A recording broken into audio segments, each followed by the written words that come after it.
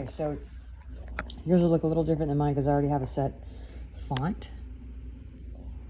I thought this might be easier, so then I could just have him go through it when he can get on it. All right, so I'm going to reference these line items over here to the left, but mostly it's going to be sections. Okay, if it applies to you, I'm going to focus on it. If it doesn't apply to you, I'm going to lightly touch on it, and then we're going to move on. All right, now up at the top here, you're going to see that we're the contract date, you guys, then we've got them, and we have our brokerage, their brokerage, and then down here, the agreement to sell the property. Here we have the legal description, and then we have the mailing address, right, which is what you'll know it by. All right, next thing we're going to go to is the deposit. I went with, usually we go with 1%. In this case, I just went with 2,000. We're asking them for some closing costs. Your closing costs are 14.5 or 14.8. I couldn't remember exactly which right now in this moment. I asked for 14.5. Wasn't trying to get greedy with it. But if you put down too much, then they're like, well, why aren't you putting that towards the closing cost? So I'm hoping that the agent isn't really going to focus on that, but it could be something that they push back on. Expect it if they do. If she's sharp, she's going to go, hey, what about that $2,000 you got sitting there? And then I, could try and make an excuse, but at the same time too, we're not trying to lose the deal. So, I didn't want to get too crazy with it. And this is just saying that it will be paid within 2 days of ratification. So there's nothing you need to do right now, but once we go under contract, we'll have 48 hours, 2 business days to get it to me. It's the only time you're going to see business banking days in real estate. If it's due any other time, I don't care if it's on Christmas, you need to get an addendum if you're not going to sign it. All right. TBD just means to be determined. It's going to be a certified bank draft, a personal check, or a wire transfer. And this just says that the buyer has paid or will pay. You will pay the deposit. And again, here it says within 2 days right here. Of the ratification date. This is actually, if you don't pay it, if buyer fails to pay, it's basically breached. The deal falls apart. They can extend it to us if they want to stay in the deal, but if another deal comes up behind us and it's a better offer, they can get rid of it, you guys, really quick and just move on to the next one. That money is going to, and it's going to be on this page over here where we explain right here the deposit. But I'm just going to go explain it now, and then we're going to move on. That money is going to get held in a third-party escrow account. It'll get held in Prodigy Realty's escrow account right here, okay, where nobody can touch it. The only way it's going to come out are one of 3 ways, and it's always by signature. Either we're going to close on this property and it's going to come out, or you're going to pull out of this property and we'll submit a release or a termination as a part of structured in this agreement, or something's gone terribly wrong and we're in court and now a judge has signed off for it. That's the only way that money's going to come out of there. Okay. Purchase price, we're going for $440. Your down payment is a minimum, and your balance is the balance. I don't like to put numbers in there always because, one, if it changes at all, and it does a lot, we have to keep doing a bunch of addendums. And 2, I don't necessarily always want them to see what you're putting down. If I just say, hey, they're putting down a substantial amount of money, that could mean anything, right? So if it's $5,000 or $6,000, which I think is what you're putting down, I have to go back to that, then, it's not hold as much weight as if I say substantial, right? Then, they think 60, 50, we don't know. And then of course, this right here in lines 40 through 43, once the last person has agreed to, the terms were signed off, the last buyer or seller, then the last agent will just put their mark up there and we ratify the deal and move on with their lives. Now, here's where we're asking for things. Okay. So this right here, this just says settlement expenses. The whole paragraph just says that the seller's going to pay for theirs and you're going to pay for yours, unless specified in this box right here, which we asked them to pay $14.5 to be used towards your closing costs, any prepaids, brokerage fees, whatever you need to have. All right. And then right here, that part about them holding on to the deposit and it only comes out unless it's signed for, that's section A and B right here. Section A and B. Sorry, I was looking at the screen and not at this. And then C just says, hey, if the property is foreclosed upon while this agreement is pending, first of all, we got bigger problems than we thought we did. But second, you will get your EMD money back. You'll be able to get totally out of this deal, and you probably won't get any damages. So like if you've already done a home inspection or something like that, they're probably not going to have if they're already foreclosure, they don't have the money to give you that. But they should tell us that way before we get into this. That's usually for like short sales and stuff like that. So but I have had one stupid seller. I was representing the buyer who went to short sale and never told anybody. And we ended up having to get out of the deal. So that did fall apart there. So I'm never going to tell you that something terrible is not going to be happening. There's a million ways this could go wrong. This is why we have a document. It's why you have a good agent. It's because I've seen it go wrong a million different ways and I know how to get it past that. All right. Loan application.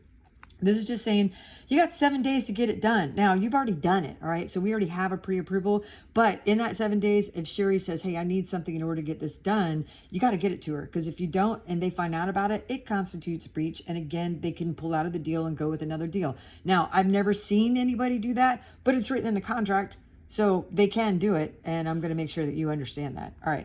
Buyer shall, section 2, lines 99, shall promptly and diligently in good faith and undertake each and every action necessary to obtain such financing. Why is this in there? Because, you know, you're trying to buy a house. You already know that you're trying to do all that. It's in here because somebody has tried that shit, okay? So they put things in here because, you know, when you go to sign, you're a VA buyer, you're going to be surprised how many times you're going to sign something that says you realize you're buying a house and that you can't take it back. It's in there because somebody has tried. All right. Buyer has a responsibility to lock in the interest rate and discount points with respect to such loan, meaning that as soon as we can lock it in, Sherry will lock it in at the appropriate time. She's very good about that. But it's your responsibility to get it done. Buyer authorizes lender to keep listing firm and everybody apprised of information. We work as a team. You're going to have a group of people working on your behalf. You're only really going to be dealing with me, Sherry, maybe one or two of her assistants, my TC, and Jen, but behind us works a group of people. Okay, so this is just saying you're going to allow us to talk to each other. And if you don't, right here, buyer fails to comply with provision, it constitutes default or breach. They can keep your EMD. We're not trying to do that ever. All right, and it's in here because somebody has tried. All right, loan denial.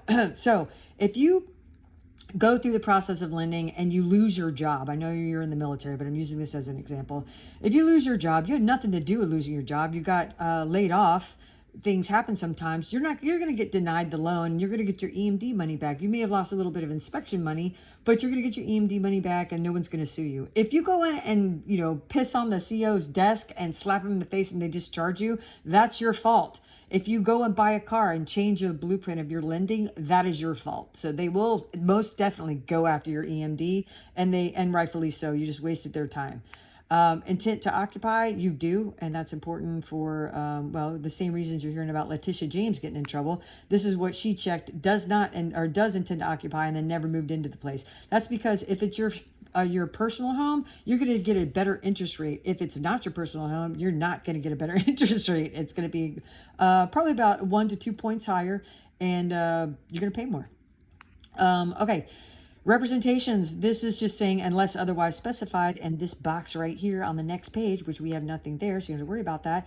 A and B apply, or B and C apply. B is for the buyer, C is for the seller. So buyer acknowledges that they are who they say they are, that you are not committing loan fraud, that you do intend on buying this house, that you do have the funds that you need, that you say you need and can cover to I'm sorry, something's going upstairs and I'm hearing it and it's distracting me a little bit. That you are who you say you are. You do intend on abiding by the contract. You know, you're just going to be an upstanding guy and not lie and do all those things, which we already know.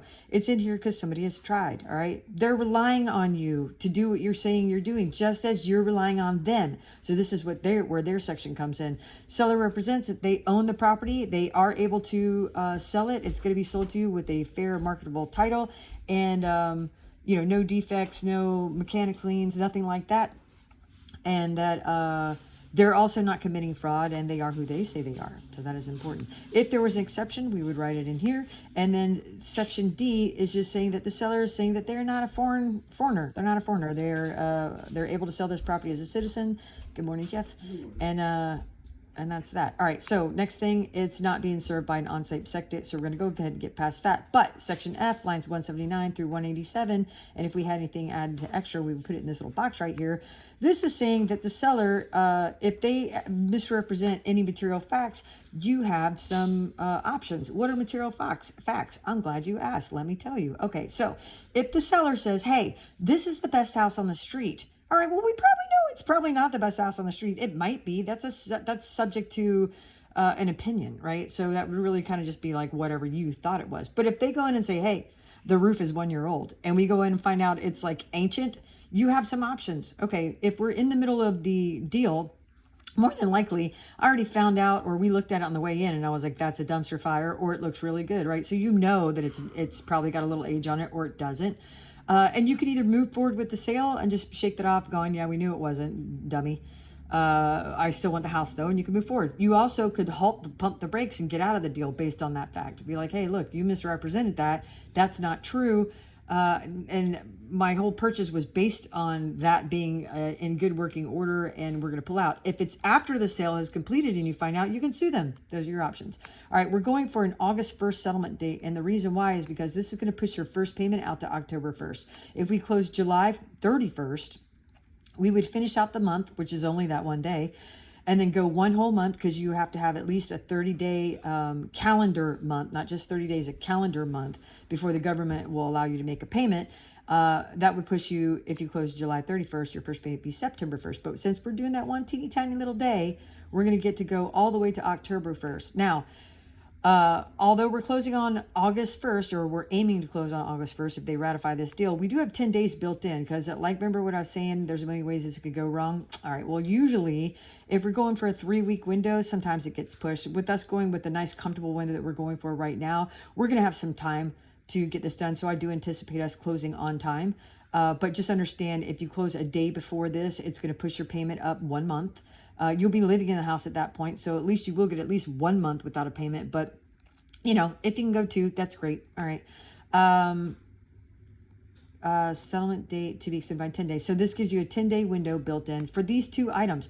One is item I, or 1, however you like to say that, is for the seller, and it's for, I'm sorry, for the buyer, and it's for specifying loan docs. You are in the military, you know, you could be standing in front of the guy that has the document you need in his hand, and instead he's going to go through protocol. They're going to have a meeting about it. There's going to be an email chain about it, and someone's going to eventually print that same document out, throw it in a folder, put a stamp on it, and snail mail it to you. All right, so we have to wait on that. We do a lot of military loans around here, and we know that, so that's why that's in there.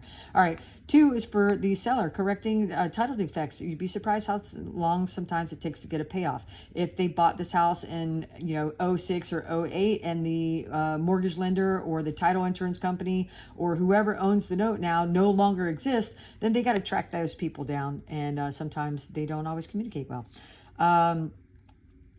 This next section right here, choice of settlement agent, and the rest of it down to line 230 here on the left. Hey, do not attack. Look at him in there just going after the cat. Bully. All right.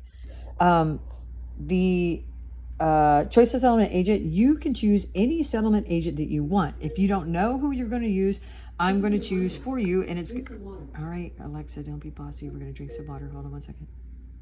This is a reminder. Drink some water. Thank you, dear. All right. So choice of settlement agent, you can choose whoever you want. If you don't choose, I'm going to choose for you. It's who I use, Jen Hoy over at Kaplan Legal. LT Kaplan is actually your settlement agent. Jen Hoy's the processor. She's the paralegal that does all the, she's the slave in the office doing all the paperwork. And I use her because she's amazing. I've done over 200 deals with her, and she knows her stuff. And she's direct and to the point. And when I text her or email her at midnight, guess what? She answers, probably because she's in the office working. And if I text her, email at 6 o'clock in the morning, she still answers. I don't know how she does it, but I like her because she works the same hours I do, which is all the hours. And most of them do not. They clock out at 5 o'clock most of the time. Now, if you need someone to jump in, let's say that we get to a point where we have to go, something's going wrong, we're arguing with the buyers or the sellers or whoever, we're on the buyer side, with the sellers. And LT has to jump in. He doesn't get paid by the minute. He doesn't get paid by the hour. He doesn't get paid at all. He only gets paid if we close, all right? And he's not going to charge you for that. He's going to jump in and handle it. The only time you're going to get charged extra is if he has to do extra things like send a mobile notary, which we can do. You guys probably have dealt with that sometime. You get a POA, or, you know, drafting a POA, or if, you know, just if you need some extra things, it's going to add to it. But they're our preferred closer, and we use them for everything. So they give us priority on your rate, and on and our, you know, how fast they answer us. They just prioritize us, okay? And that's why we use them. LT is amazing, okay? But all of this, so lines 215 through the rest, is saying that we all, no matter who is involved in this transaction, we all have to abide by Virginia code, all right? You cannot get around that. No one's sidestepping that, whether it's the agent on the other side, the processor on the other side, or us. We all have to abide by the law. All right, deed and title, except as expressly provided in writing, meaning the top of this document, it's in your and her name, both y'all's name. It's going to be deeded exactly like that. If it was only in his name, then we could put in here, you know, Christian and Tamara to take title by tenants by entirety, which means you're married. Now, next section, buyer will be required to purchase title, lender's titles insurance policy. Let me explain what that is. So the lender is going to protect themselves, and they're going to make sure that a title insurance policy is purchased on their behalf. All right. But you're also going to be given the option to do it. And I always suggest doing it. I've only seen one person not get it. And coincidentally, on that transaction, he did not want to get, and he was one of the most savvy investors I've ever worked with. I did not understand why he did it. He knows the pitfalls. And guess what? He got hammed up. They had it was a inheritance house, and so one of the people that was entitled to money came back and sued him for it. It was like 30 grand or something like that, and he just got that cleared up. It took him 4 years to do it. I don't know exactly how that ended up, if he paid or what, but if he had the insurance, it would have just made it go away. And they search back like 60 years. And if they don't miss something, if there's a mechanic's lien, which means if someone's come and done work on the house, like I'm a plumber, and the seller never paid them, and they attach a mechanic's lien to it, let's say it was done on the way out the door. Could have been a repair that they did when we were in this transaction, right? And he never paid them. They attach a lien to the property. That's now your problem. If you have the insurance policy, it goes away. Now, when Sherry gives you an estimated closing cost, they're estimating that price already in there. So it's not anything extra that you need to worry about. It's already estimated in your closing cost, but I'm just telling you what that is, what this means, and that it's already in there. Okay. But they're still going to ask you if you want it or not, I'm pretty sure. And you're going to say, probably, I would say yes. I don't get anything out of that. So it's not like I'm selling this and getting a kickback on that in any way, shape, or form. I'm just telling you, I would get it. Prorations and escrow. This is just basically, oh, I'm sorry, I forgot buyers at buyer's expense. We're waiving the survey. You can get a survey if you want. There's already a fence there. There's already established lot lines. That's usually if you want to like install a fence or do some sort of construction, and it is at your expense, and it's about $600. So if you want to do it, we can, but I just opted to waive it for you. Prorations and escrow. If this is basically saying right here, I'm sorry, right here. This is basically saying that if anything that's due in the house up to the point of closing, the seller will be on the hook for. So that's taxes, HOA, back taxes, insurance, anything like that. Anything going forward from the date of closing, so everything will be prorated, will be on you. We are not selecting B. That's normally a wholesale deal, and I'll explain to you later what that means. All right. We're not doing a wholesale deal here, so it doesn't apply. We are a VA though, right here, and this is saying that we're going to have an appraisal done, and none of this other stuff applies to you right now. So we're also adding this next page right here, lines 299 to 306, in this explanation that I'm about to give you, from lines 266 to 283. All right, you're buying the house, but really the lender is buying the house, okay? And if you can remember that the lender always just wants their money, you'll understand a lot of things in this contract that pertain, I'm sorry, I shouldn't have done that, a lot of things in this contract that pertain to the lender, right? And they're saying that, hey, you're buying the house, but really the lender's buying the house. And so they're going to send an agent out there, their appraiser, right? AKA the appraiser. And he's going to do an assessment on the house. And if he says that it's not worth what you're offering on it, they're not going to give you that money. So they do this because during the 06 through 08 debacle of the housing market crashes, because they had just everybody out there willy-nilly in it assigning a value to a property. Guess what? I was one of those people that got taken advantage of like that. I didn't know anything about real estate then. It was my first rental property that I was trying to own, and it turned out terribly. I ended up having to give up the house, but what had happened was they appraised the house for 80 grand. It was only worth about 30 grand. They gave me a loan on it for 50 grand. I was upside down. I knew nothing about real estate, so that's how I got, right? This is saying that if it's worth 440, they're going to give it to you. If it's worth 400, they ain't giving you 440. They're only going to give you 400. So now what? We're screwed, right? We got a deficit. How do we handle it? Well, this is basically saying to the seller, hey, it's a VA financing. And so if we get into something and it's not, the buyer can get out of this, okay? But we would try to negotiate it. More than likely, this is where the closing costs come in. And this is why it can be risky for the seller to accept closing costs, because if they accept your $10,000 in closing costs and this comes in at 430, they just cut 10 grand out of themselves, out of their pocket. And now they've got 10,000 to try and figure out, oops, because they're paying the brokerage fees, which are 3%. That's around 12 grand. They're paying your closing costs. They've accepted your closing costs if they accept this deal at 14.5, right? And then they'll be short.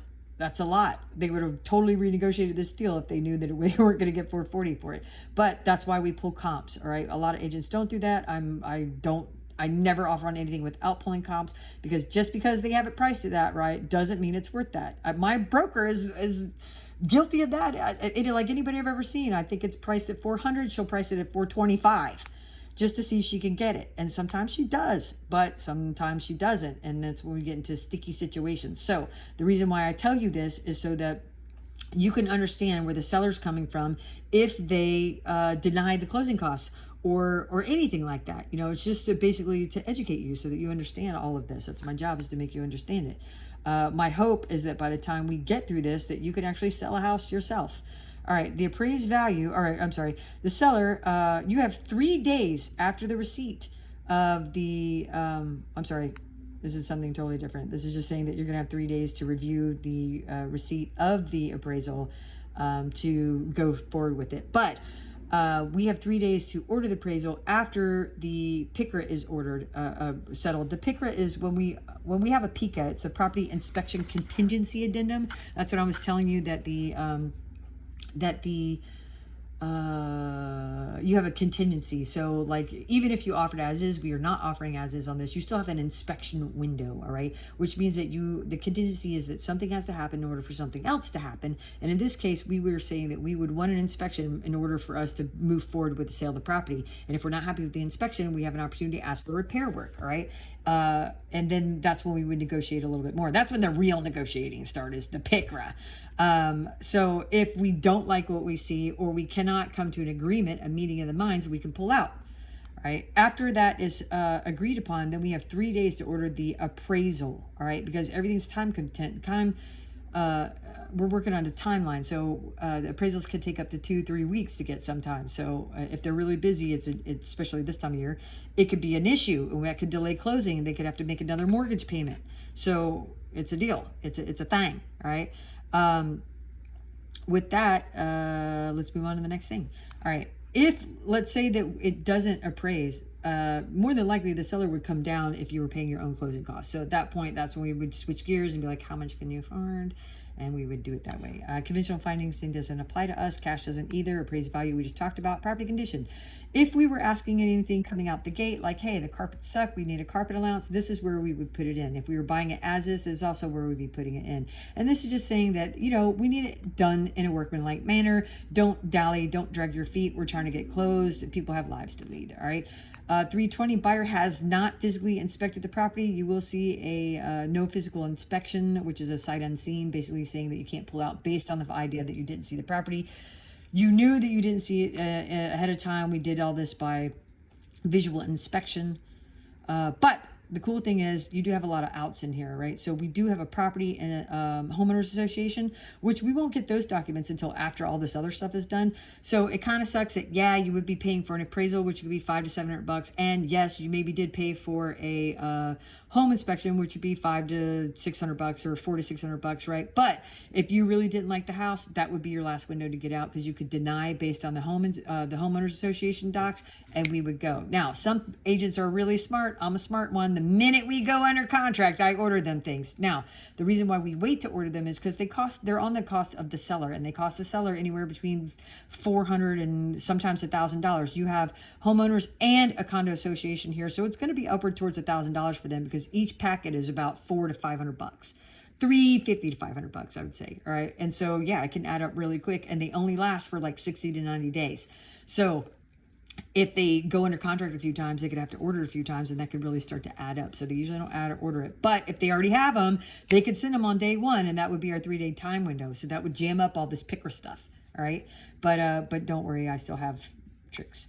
All right, inspection repairs cap. This is saying we are in an area that is high in moisture and termites, okay? And so no seller, let me back that up. No lender is going to lend on a house that is compromised, all right? And the reason why is because, go back to the point of me saying that they only want their money. If you are the buyer and you're drowning under repairs, you may not be able to make your, payment. If you can't make your payment, they're not getting their money. All right. And also, if you go to try and sell this house and it's so far in disrepair that now you can't get what you owe on it, That is also going to affect the lender because then they have to do a short sale. You're short of what you owe. It's a short sale. Then they have to accept what they can get. That means they're losing money. And the other thing is, what if someone comes on your property and they fall over because there's not a handrail?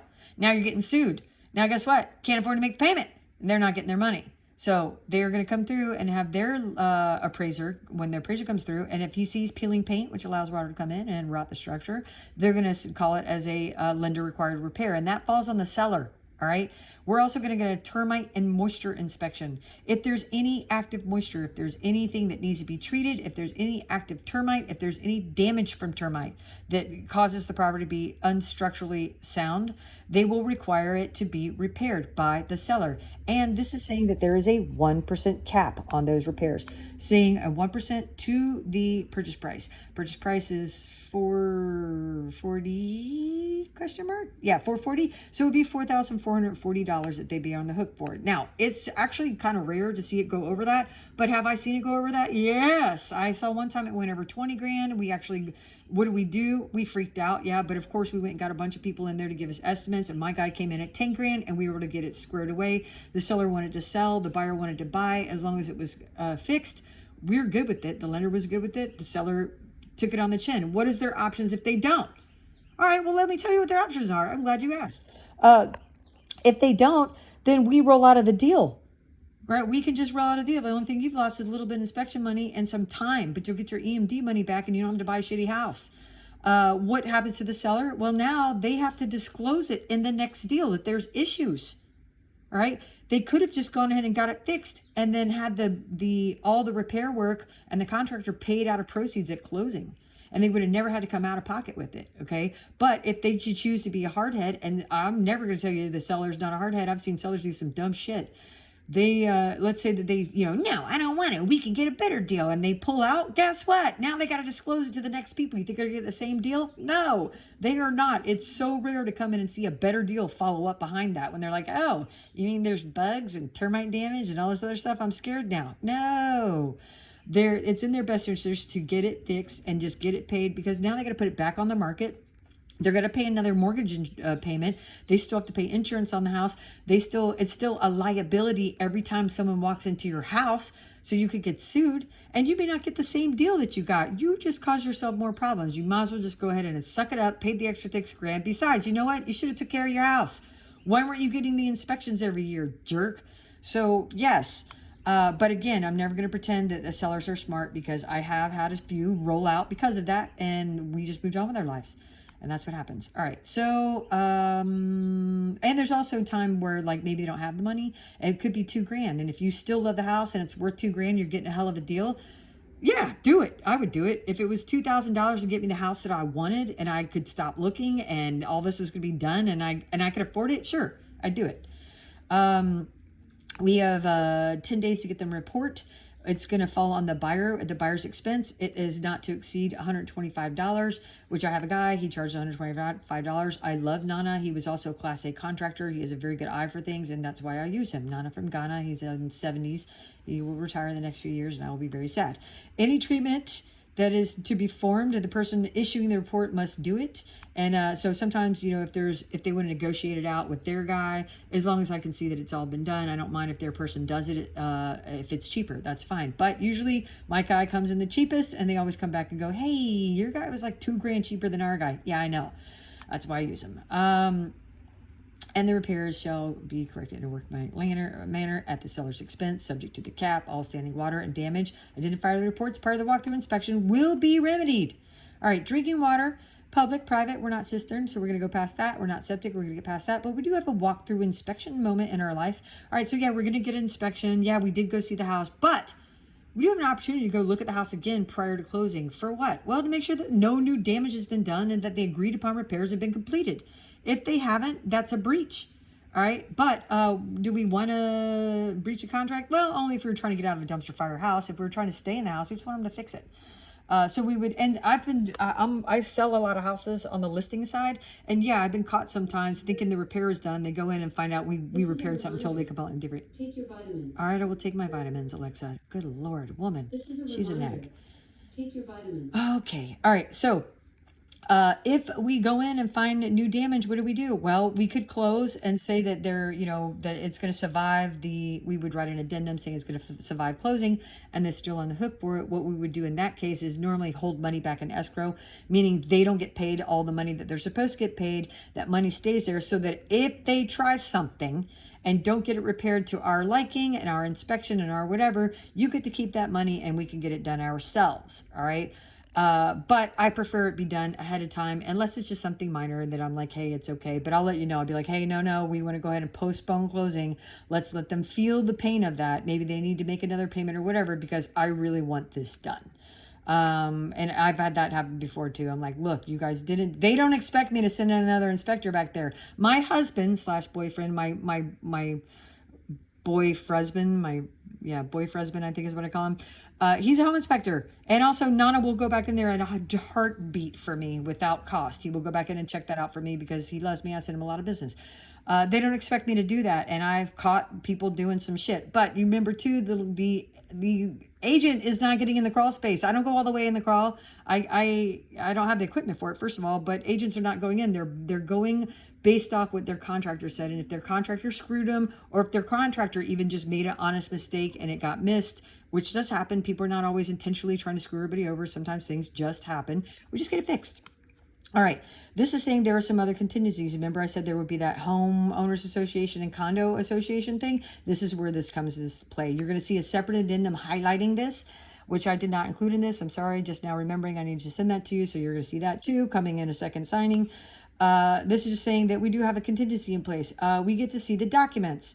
We get to review them for 3 days. If we don't like what we see, we can pull out. And this is saying that we have a homeowners association payment of $3 a month and an HOA association of $108 a month. And then it's going to show us all the good ins and outs and, if you can park an RV there, blah, blah, blah, blah, blah. It's just basically to notify you of what that is. All right, so we do have another contingency. The first one that you will experience is our home inspection. We do desire an inspection. This is basically saying that the seller is going to be responsible for having the utilities on, and that we're going to use someone that's licensed. We don't have an EIF inspection. That's stucco.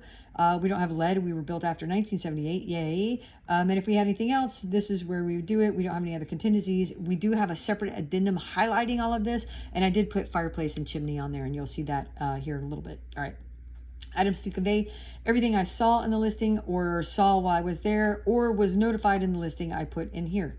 And here it is. All right. And you can look at that when you're going through this. If we had any additional items, I had someone ask for a really cool shower curtain one time and we got it. So, you just never know what it is. Confirmations and disclosures. All of this is just saying item 2, that the listing firm represents its person and the selling firm, which is us, believe it or not.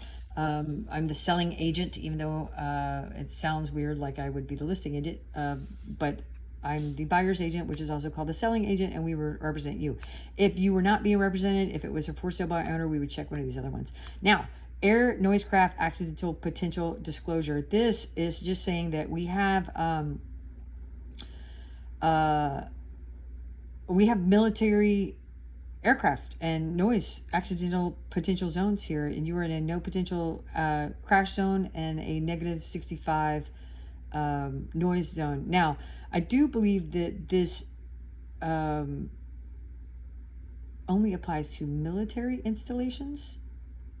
Okay, so one that we were talking about, that other airport over there, that did make me think about that, because that's the first time anybody's ever asked me that question, and yeah, you stumped me. So I do want to kind of ask on that, but we have so many outs involved in this right now, so give me a little time to work on that. But while I was there, and I was there for 32 minutes, I believe, and then the drive out, I didn't hear a thing. But it doesn't seem to be jamming up any of the resale value either. And over near Norfolk as well, in the Norfolk airport, there's literally the house is right next to the airport, and it doesn't seem to bother anybody. So there's that. All right, you're going to see a 7-page addendum of addendums. It's called a CDIF, a Consumer Disclosure Information Form. All right, it's further down. After we get past this document, there'll be other documents, and you'll see it. It's a 7-page addendum of addendums. All right, and it's covering everything that you should disclose or they should disclose if they know know it, meaning the AQs, which you will see, actually you won't see because we don't have it on this one. It's a no potential zone. And also, actually, I probably should put NA on this. I'm going to go back and put NA on this when we get done with this. I'll get this initialed, or I'll just fix this for you. But that needs to be NA because we're in Newport News. So you're going to see the DPOR, which is zoning. And the zoning is just basically saying from the seller to you, hey, it's zoned for residential. I'm selling it to you for what I know it to be zoned for. I don't know of any eminent domain or zoning violations, or if there was like a meth lab in the house, or if there was a are you reaching for me? I love you. If there was there's a cat next to me, I'm sorry. If there was a child predator, they would have to tell you, okay? And this is just telling you that, but there's going to be another addendum also telling you this. So we're going to get past all this, and then we're going to go to the brokerage fee. You're also going to have a buyer broker. You're going to see that, I think the second or third one after this one, and I'll highlight it for you. It says that you are in agreement to pay our brokerage 3% of the purchase price plus $400. The $400 is a transaction fee. I will explain that a little bit more, but basically you're going to pay a transaction fee to the lender. You're going to pay one to the settlement company, and you're going to pay one to the brokerage fee. It's basically our expense, our cost of filing documents with the city on your behalf. We don't pay for that, you pay for that. Ours is $400. The other side will also be paying the exact same thing. They don't have a lender, so they only have 2 transaction fees. But here is where we are asking them to pay your brokerage fee. All right. So if this gets negotiated in any way, shape, or form, if it goes from 3 to 2%, I can still do it. If it goes below 2%, we would have to negotiate that. Then I would come back to you and say, hey, they're not willing to pay more than that. Are you willing to pay a percentage of that? We would negotiate that at that point. Or we do a limited listing where I would just come in and do certain things, because at that point we would be paying to we would not be making $1 on it. And, brokerage isn't in business for its health. So, there's the thing. They have certain costs. It's expensive to be a real estate agent and broker, and so that's where that cost comes from. We're asking them to do it, so you will see another document showing where you're agreeing to it, but this is where you can see that we're asking them to pay that for you. All right. And then right here, nobody can sue us. Each buyer and seller, they like to put that in on every document. No matter what, we didn't do this, you did this. We only communicate on your behalf. We don't make decisions. You make the decisions. So if there's something goes wrong, can't sue us. All right, default. This is all going to be down here, dispute resolution, all the way down to 680. I'm going to cover all of this. All right. Should you guys default, if there's any sort of disagreement, when I was telling you earlier that LT would just get involved and they would kind of just work it out through the, litigation ahead of time. Mediation is what we would call that. That's what all that's saying, is that we would do that. Now, if it goes to court, then you would be paying, you would have to actually secure an attorney, and you would pay a retainer. And then if you would be paying damages or being refunded damages once it got settled to court. And all this is saying that dispute resolution is saying the same, everything that I just said to you. Okay. And it's saying that at that point you would be able to choose whoever you want to, but if up until that point, we would definitely try to mediate it through our settlement agents. That's why we try to use attorneys over title companies, because title companies can't really do that. They can try, but they don't really have the legality inside of this contract. LT knows this contract inside and out. He knows all contracts inside and out. He's one of the sharpest individuals I ever met. And when things do go wrong, I just get a bowl of popcorn and watch the email chain and kind of laugh and learn a lot. I learn a lot. But no matter what, everything they do, everything we do, all has to abide by Virginia code. All right, no matter what. All right, other revisions, if we were asking for other things right here, this is where it would be. And then non-assignment is saying that you can't sell this agreement once there's a whole black market of real estate called wholesaling, which you may or may not know about. This is not a wholesale deal. You cannot sell this agreement, meaning you can't get it under contract and then go sell this contract to somebody else.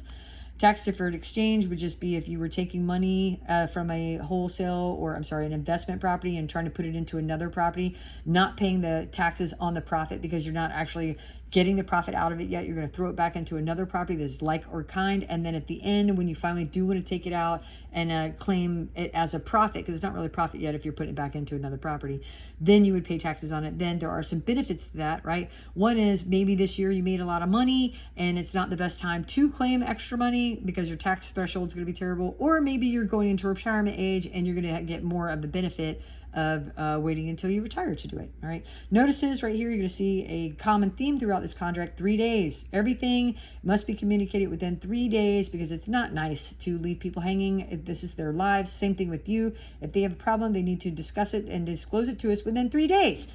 Because you also are, putting your hopes and dreams on this. You're trying to plan for where you're going to lay your children's head, and don't jerk us around, basically. But all communication must go through the agents. Please don't sidestep us for that. People do. It's embarrassing. It's right here saying that you won't do it. It will be a constitute breach if you do it. They can sue you for it. They can do a lot of things, but they probably wouldn't. But it's just in poor taste. Do we ever have it happen? Yeah, absolutely. In a very calculated environment, controlled environment. I've had situations where buyers were really pissed off with their agent, no longer wanted to work with them, and I took over both sides. I still made sure that agent got paid. Of course, they still make their commission, but sometimes I'm just good at calming people down. I'm good at riling them up too, though. So, my husband would tell you something different. All right. Miscellaneous. This is just basically saying that there are no business banking holidays. There are no holidays. All right. If it says it's going to be on that day, it's going to be on that day. If we have a 3-day time window, and we decided that today, we ratified the deal today, and you have a 4-day inspection window, your timeline starts at midnight tonight and it goes 4 days. So if we ratified today on Friday, it would start at midnight, Saturday, Sunday, Monday, Tuesday night at midnight, it would expire. All right. So if we have the deadline, that's how you meet it. Everything must abide by Virginia code. And then optional down here, this is just saying that we are good with digital signatures up to the point of closing. Then we must have wet signatures in blood, kidney, whatever. And then here's your signing page. I'm going to go ahead and sign mine. Boom. And see, if you sign it right away, it's just going to bring you to the next one. So if you want to read it, you can scroll on this, no problem. All right. Now, the next document we get to, and it's going to go a whole lot faster from here on out, is that first contingency. Here it is, the Property Inspection Contingency Addendum. We call it PICA for short, P-I-C-A. When we go to remove this contingency, guess what? We do a Property Inspection Contingency Removal Addendum, and we call that a PICRA. All right, so you're going to hear that term a little bit, and that's what it means. So again, we got the players, the brokerages, all that good stuff. But here down is where we go into the inspection report. And we are saying that we want a home inspection and that the buyer is going to be responsible for providing all such utilities. If they screw up, occasionally it happens. I've done it on accident. We didn't realize we needed the gas on. We just get a re-inspect. And if that's the case, then the seller is responsible for that re-inspection fee, which can be hefty. And then right here, you can see that to buyer satisfaction. Let's say that you guys decided, hey, I really don't like the house. I found a better house. Let's go ahead and pull out. Instead of you paying for a homeowner's inspection, which I'd rather you didn't do, then we can just say to your satisfaction, you didn't like it, we pulled out. And then we're also going to have fireplace chimney inspection, which is going to run you about $75. We have 4 days to get it done. We have 4 days to shit or get off the pot. Do one of these 3 things. To either complete their inspection. We would either send them, number one, we would either send them a complete inspection report and ask for a list of repairs. All right. Or we wouldn't ask for any repairs and still send them the removal, the PICRA. We'd still send the removal contingency agreement. Or we would send them a release and a termination. We're pulling the parachute cord. You scared the hell out of me with this. We're out. All right, so we've got 4 days to get that done. Don't worry, I got a hookup. This guy I know named Jeff, he's really good, and he can do the inspection, and I trust him unequivocally because he never wants to disappoint me, ever. Nobody ever wants to do that. All right, negotiation period. Once we get that sent to them, they got 5 days to answer us. Don't panic. It's okay that they have 5 days to answer us. Sometimes they're looking to get estimates, and contractors suck. Trying to get them to come out sometimes really will make you want to pull your hair out. Request for repairs, they are just a request for repairs. And if we can't come to terms, we can pull out. If they are, something that's really important to you and they're like, no, we're not going to do it. Okay, buddy, no worries. Kick rocks. You can move on to the next thing too, because we're going to send a release agreement. All right. And again, time is of the essence. No one's trying to make this last forever. And they like to put in there that you cannot sue us if something goes wrong. It's not, we're not making the decisions on that. You are. And so the way they see it is, can't sue us. All right. So the next thing you're going to see, I went down. Here we are, PICA. Go down again. You're going to get to the signing page that we just talked about. And then here's that buyer broker we're talking about where you agree to pay us all your money. All right. Now, this is just saying that, hey, you're contracting Nicole well, actually, you're contracting Prodigy Realty. I just work for Nicole. I just work for them. I do work for Nicole. I am self-employed, but I work for Prodigy Employee. I wish I could talk. Prodigy Realty. To help you find one of these things right here. And it's going to go until October 1st. I just kind of click, and then finally got there and stopped. If you ever wanted to sever this with me, as long as we're not in the middle of a transaction, I would abide by that. I never want to work with someone that doesn't want to work with me, because I mean, have you ever tried that? Yeah, I can do it, but I don't want to. I'm trying to live a better life, okay? And I just don't have time for that. If there's something that goes on, you do have a problem with me, please, you got 3 days to tell me. I'm not trying to drag this out. Say it, or, live in agony, whatever that's going to be, suffer in silence, because I want to get it fixed. If you decided you didn't like me, I would get you another agent immediately. I would just put another agent in there, because again, I'm not trying to live that life. I would put another agent in that you felt comfortable with. If you didn't like that agent, I would get you another one. All right. The brokerage fee is that $400 transaction fee plus 3%. And as you get down here, you're gonna see I redacted a bunch of stuff. That's because a lot of brokerages ask for a retainer. I think it's ridiculous to do that. And also too, I don't want to get locked in with someone until I know them, till I understand who they are, if they have morals and dignity, and if they move from a space of honor. I don't want to deal with shady people, and a lot of people do. They're like, oh, well, what if we, postpone closing and really make them sweat, and then they have to lower the price? No, they're going to call breach and keep your money, jerk. But I don't want to work with you because you have no ethics. And I don't want to be tied in with someone that doesn't do that. So I never put that in there, because I don't really get people to sign this until we're at this stage, so that I can figure out how you operate. By that time, you've gotten a little trust in how I operate, and that's why I don't do it. All right. So buyer does intend to obtain a VA loan. Brokerage fees shall be paid to the brokerage upon closing the transaction. Should you decide to tell me that you don't want this house and then sidestep me to go to them, and I can prove that I showed you this house and I see that you sold it, the brokerage is going to go after you for that money. So we don't want to do that. Brokerage relationship. Licensee shall act. I shall do a lot of things, right? And this is all the things I'm going to do, but I'm going to sum it up for you real quick. I'm going to work in your best interest. I'm never going to disclose information that I think could have compromised your negotiating position. I'm going to be available to you at reasonable times. I think that we know that all reasonable times are anytime my eyes are open. I don't care if I'm on vacation or whatever it is.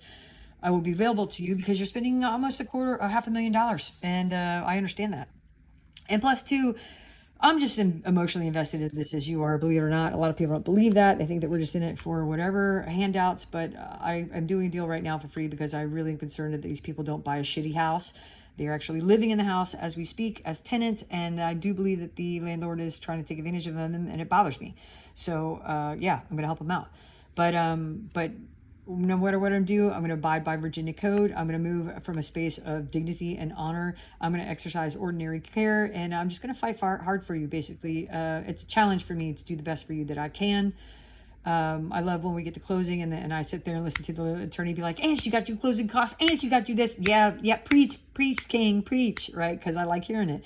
Dual agency disclosure. This is just saying that you would be good with me, working with two agents from Prodigy. Yes, of course you would. If we had a house, if I was representing you and another agent said, yes, I have a house too, would you like to buy it? And it's an amazing house. Of course, we want to still work with Prodigy. We're okay with that. Or we can usually get a lot more done with that too.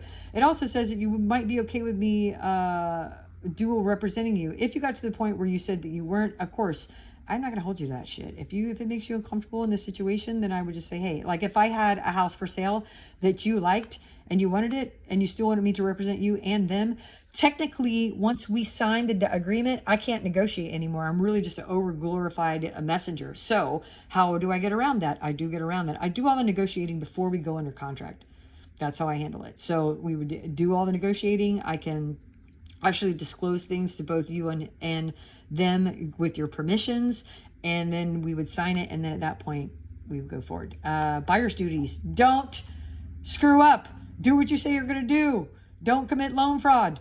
Don't go around me. Don't try to talk to the brokerage, the other brokerage. Don't try and call the seller. I'm in a contract right now where the other side, his aunt is a broker, and that bitch called the other side. I couldn't believe. I'm sorry about my B word.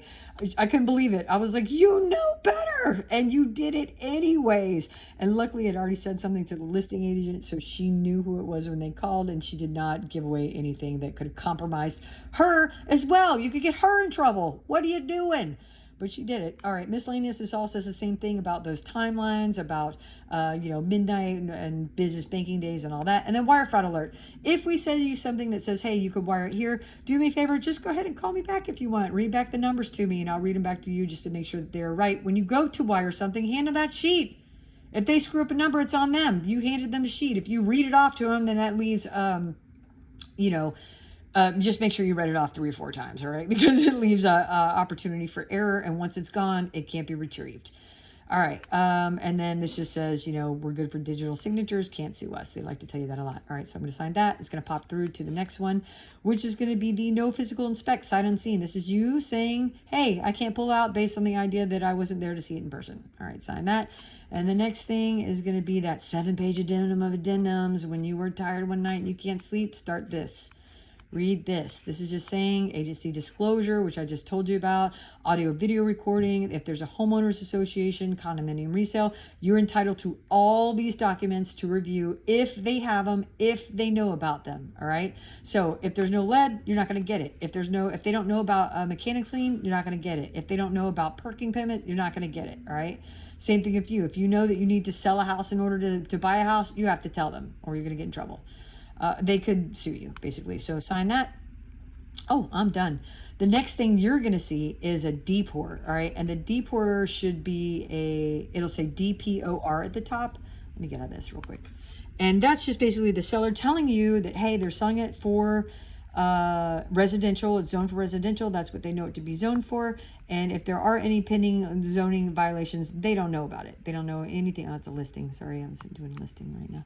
They don't know anything about it. They're selling it to you for what they know it to be zoned for. And then the next one will be the affiliated business disclosure. Okay, the affiliated business disclosure is between me and you. It's our brokerage letting you know. Let me see if I can pull one up right here.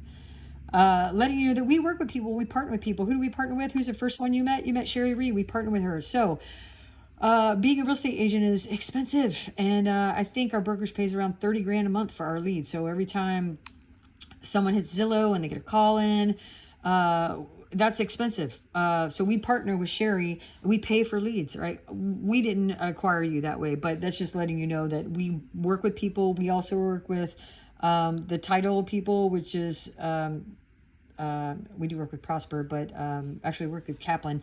We don't make any money off of working with Kaplan, but we do get preferred. We do get some benefits with them, and we have to disclose that to you. And our benefits is we get a reduced closing cost for you. Actually, we don't really benefit from that. You do, but this is just disclosing and putting everything out there that we work with these people. We also work with Cinch home warranty people. They suck. If you ask me for a home warranty, I'm supposed to tell you Cinch. I'm gonna tell you they suck. They left me high and dry with someone one time, and I do not forget that. It really bothers me. It left one of my people in a 3-story condo, and they would not fix her HVAC, and it really pissed me off. So I will not ever use them again. I use Choice usually, and that's it. That is the contract in a nutshell. I'm going to upload this to to YouTube. And then if you have any questions, I do expect you to reach out. I will go through this 1,000,000 times if you need me to. I have the hiccups. I'm really sorry. I will do it as many times as you need me to, okay? Because I want you to understand it. I never want you to sign anything you don't understand or you're not comfortable with. If there's any changes to be made, and I am going to make that one little change with the Newport, with the ACUs, because we don't have one of those. That's it. But you just let me know and I'll make the change, all right? Let me get this uploaded and I will talk to you soon. Bye.